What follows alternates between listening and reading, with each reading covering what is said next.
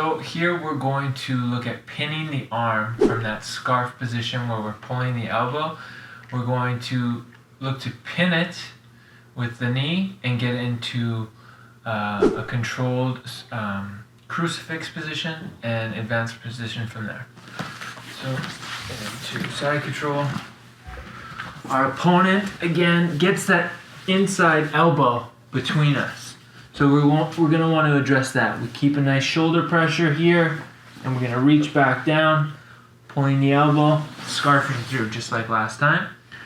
We want to keep our head tight to his arm, because the more he could start bringing this cross face in, he could start bringing his legs and just making more space we don't need.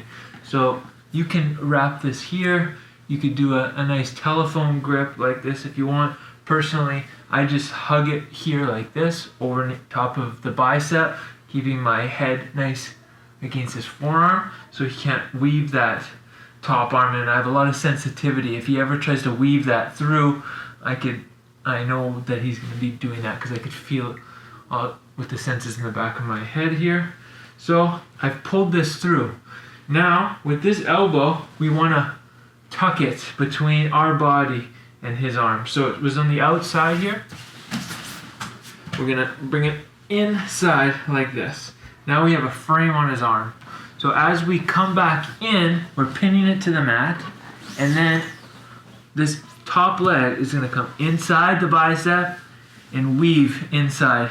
Now we have it stapled to the mat. We can release this grip. We can bring the other knee to the hip, and now we have a nice tight underhook. For MMA guys, this is an obvious spot to be able to do some damage. For the Jiu Jitsu guys, you have a lot of control here. You can start isolating these arms. One of my favorite submissions here is to control this arm, and we're going to go into eye position. So I'll get here. My head is on the mat. Okay, I'll push. One thing is we want to continue to keep this head very tight on this arm.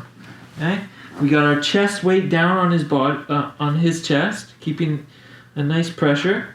We push his head, and we're going to extend this leg, giving space to replace this grip with the instep of our other foot. We're going to step over the head here, keeping our head on the mat. We slide up, replace this grip, and we can start looking at arm locks and chimeras.